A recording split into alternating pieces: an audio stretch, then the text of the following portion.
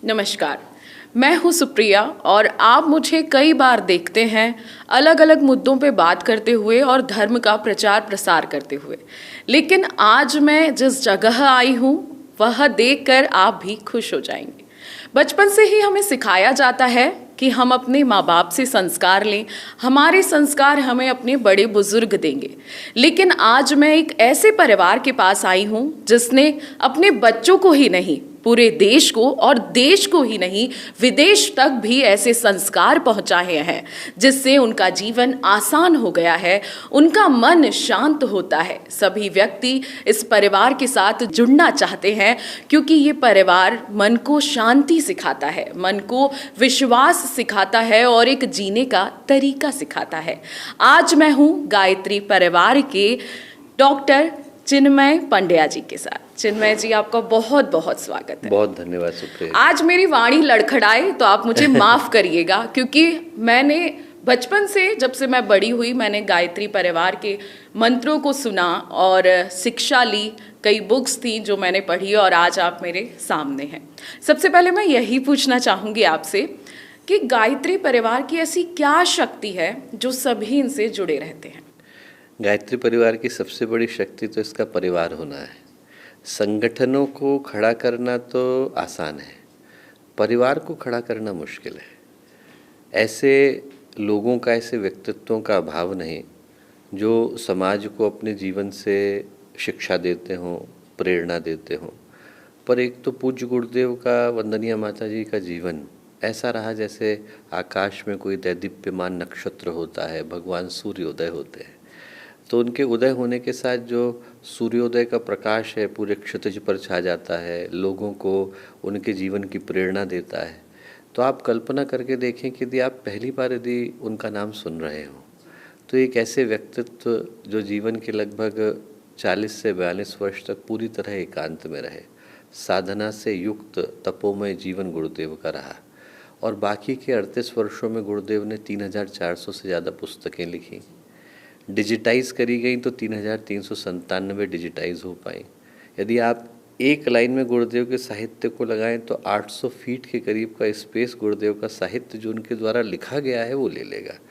तो चिंतन, विचार, दर्शन, साहित्य की दृष्टि से शिखर पर जिनका व्यक्तित्व रहा, और उसके साथ जो खूबसूरती रही वो ये रही कि उनने एक पिता की तरह से, माता की तरह से हर उस व्यक्ति को जो उनसे मिला, चाहे वो परिवार का हिस्सा बना या ना बना, प्रेम दिया, आत्मीयता दी, अपनत्व दिया, और उस धुरी पर गायत्री परिवार खड़ा हुआ। उसका जो सबसे मजबूत धागा है वो प्रेम का धागा है। भैया जी, आप ये बताइए कि व्यक्ति छोटा हो, बड़ा हो, सब आपसे जुड़ता है, बुजुर्ग हो, बच्चा हो, सब आपसे जुड़ता है। ऐसी क्या गायत्री परिवार की शक्ति है? क्योंकि हर व्यक्ति का है। गुरुदेव ने जब गायत्री परिवार को बनाया तो बनाने के साथ ही 3 सिद्धांतों को दिया। नर और नारी एक समान, कि इसमें जो मूल भाव है वो यही कि इसमें किसी तरह का कोई डिस्क्रिमिनेशन नहीं, भेदभाव नहीं। नर और नारी एक समान, जाति वंश सब एक समान, मानव मात्र एक समान। हर व्यक्ति का, हर वर्ग का, हर वर्ण का, हर जाति का, हर संप्रदाय का, हर उस व्यक्ति का जिसके हृदय में 2 कामनाएं, आत्म परिष्कार और लोक मंगल। मैं अच्छा इंसान बनूं, समाज को रहने के लिए बेहतर जगह बनाऊं। इन 2 भावों के साथ जिसने भी अपने जीवन की यात्रा को शुरू किया उसका परिवार किसी न किसी रूप में गायत्री परिवार ही है। तो भैया जी, आप ये बताइए, आज की भागती दौड़ती ज़िंदगी है, सब परेशान हैं, मन में बहुत सारी चिंताएं हैं, बहुत सारे बर्डन्स भी लेके लोग चलते हैं। तो ऐसी स्थिति में अपने मन को कैसे शांत किया जाए और गायत्री परिवार के साथ कैसे जुड़ के इस मन को ठीक किया जाए? पहला तो इस सिद्धांत को मन में कहीं रखा जाए कि जिस मन से समस्याएं निकल करके आई उसी मन से समाधान निकल करके आता है। 2 अलग अलग मन नहीं है। ऐसे सोचें कि हम लोग संसार के अंदर प्रवेश करने के लिए उद्यत हुए और जिस दरवाजे से अंदर घुस करके आए उसके बाद हम बाकी के सारे दरवाज़ों को खटखटाते हैं सिवाय उसके जहाँ से हम लोग अंदर आए। तो जो मन बंधने का कारण है वही मन मुक्ति का भी कारण है। पर व्यक्ति क्या करता है कि मन से लड़कर या मन को एक तरफ रखकर अपने जीवन की शांति को पाना चाहता है। जबकि जीवन की शांति मन के संतुलन में, मन के नियंत्रण में और मन के नियमन में है। नियमन का अर्थ है कि उसको ऐसी जगह पर नियोजित करना कि हमें हमारे कर्म के ऊपर संतोष हो। जरा सोच करके देखिए, व्यक्ति के मन में असंतोष है क्यों, अशांति है क्यों, उसके मन में दुख है क्यों, कष्ट है क्यों? या तो उसको अपने किए पर संतोष नहीं है, या फिर व्यक्ति ऐसे पथ पर चल रहा है जिसमें उसको स्वयं को स्पष्टता नहीं है कि मैं कर क्या रहा हूँ, जा कहाँ रहा हूँ, जो कर रहा हूँ सही है कि नहीं, जो कर रहा हूँ मुझे संतोष देगा कि नहीं, जो कर रहा हूँ उसमें मुझे आत्म सुख की, आत्म शांति की प्राप्ति होगी कि नहीं। और जहाँ पर ये स्पष्टता ही नहीं है, वहाँ पर मैं कितना भी कर लूँ, मुझे वो कर्म संतोष दे करके जाते नहीं हैं। और इनके संतोष की जो जड़ है वो व्यक्ति के मन के अंदर ही विद्यमान है। गायत्री परिवार से जुड़ने के साथ 3 चीज़ें व्यक्ति को उपहार में मिलती है। एक तो उपासना मिलती है। व्यक्ति जब किसी देवीय शक्ति के साथ जुड़ता है तो जुड़ने के साथ साथ क्या है कि उसके अपने व्यक्तित्व में परिवर्तन होता है। संसार का एक बड़ा शाश्वत सिद्धांत है, आप जहाँ बैठेंगे, जिसके साथ बैठेंगे, उसके गुणों को ग्रहण कर पाने की क्षमता आपके अंदर आती है। फ्रिज खोल के बैठेंगे, ठंडक आएगी, आग के पास बैठेंगे, गर्मी आएगी। उपासना का अर्थ ही यही है कि आप ईश्वरीय चेतना के समीप बैठें और उसके सामीप्य को अनुभव करें, उन गुणों को धारण करें। तो जैसे ही आपके अंदर उन गुणों को धारण करने की क्षमता विकसित हुई, मन सधता है। तो उपासना के साथ साधना मिलती है, साधना के साथ आराधना मिलती है। आराधना का अर्थ है कि कण कण के अंदर जो भगवान विद्यमान है, जो हर अंश के अंदर है, हर प्राणी के अंदर है, हर व्यक्ति के अंदर है, उसी को देख करके उसकी सेवा का भाव करना। जी, तो भैया जी आप ये बताइए, क्योंकि बहुत सारे प्रश्न हमारे दर्शकों के रहते हैं और सारे प्रश्न मैं उसी मुद्दों पे आपसे बात करूंगी कि सब कमा रहे हैं, खा रहे हैं, लेकिन मन में बेचैनी है, घबराहट है।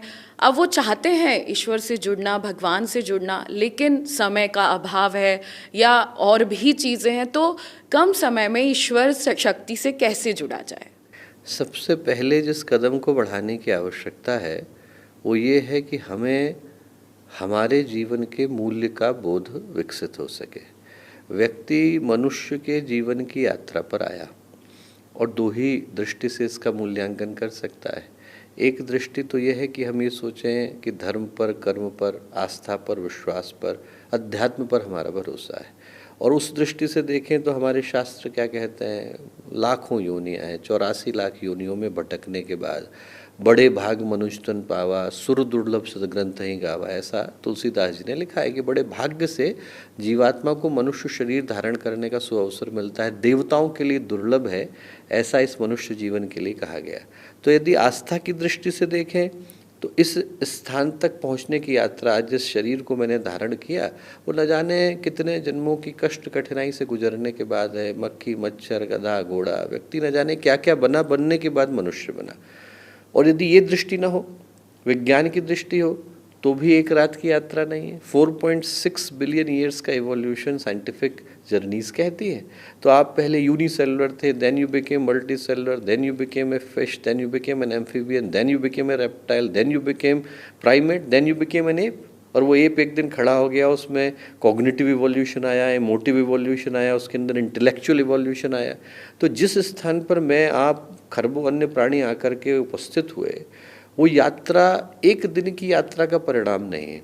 यदि व्यक्ति उसके मूल्य को समझ सके, प्रेशियसनेस को समझ सके, समझ सके कि जो है मुझे मिला, इससे ज़्यादा कीमती कुछ है नहीं, मनुष्य के जीवन से बढ़कर के दूसरा उपहार नहीं, तो हर सांस जो है वो बेशकीमती हो जाती है। तब व्यक्ति उसको व्यर्थ गंवाना नहीं चाहता।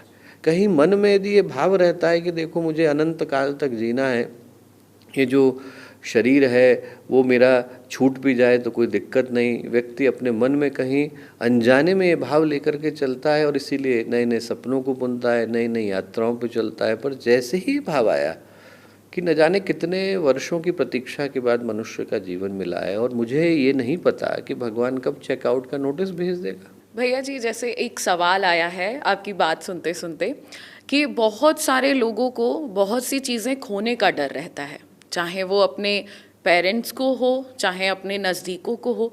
तो ये जो खोने का डर है, क्योंकि मैंने बुक भी पढ़ी है आपकी बहुत सारी, मैं चाहूँगी कि आप हमारे माध्यम से ये सभी को बताएं, जो खोने का डर है अंदर से कैसे निकाला जाए बाहर।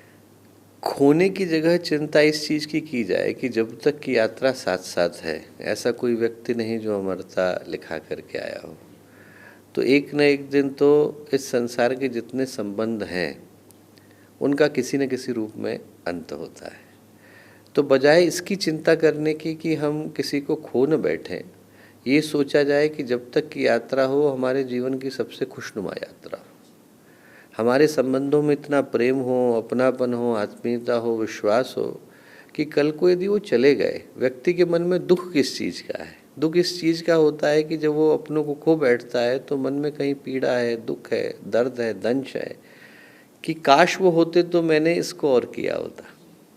वो सारी चीज़ें जो हम उनके साथ करना चाहते हैं वो इसी क्षण से करें। हम हर उस अपने के लिए समय निकालें, प्रेम निकालें, आत्मीयता निकालें, विश्वास निकालें जो हम उनके साथ तब करें या करने की सोचें जब वो हमारे बीच में ना हो। तो वो यात्रा जो है वो अपने आप ही खुशनुमा बन जाती है। इसके लिए खुद को ही प्रिपेयर होना पड़ेगा। अब भैया जी ये पूछना चाहूँगी, आपसे मैं बात कर रही हूँ, आपके कई वीडियोस देखे हैं, आप मंच पे बोलते हैं, आपको लाइव भी देखा है। आप में इतनी शांति और इतनी सादगी कैसे आई? हमारे में तो उतनी नहीं है, गुरुदेव में बहुत थी। हम लोग तो किरण भर हैं और किरण को देख कर के व्यक्ति को सूर्य का अंदाज़ा लगता है। जब आपको किरण आकर के छूती है 8 मिनट कुछ सेकंड के बाद, तो आप अनुभव कर पाते हैं कि सूर्य में कितना प्रकाश होगा। तो यदि हमारे जीवन में वैसे तो देखने योग्य, पाने योग्य कुछ भी नहीं, पर यदि किसी को प्रतीत भी होता है तो यही सोचे कि मूल में कितना भाव रहा होगा।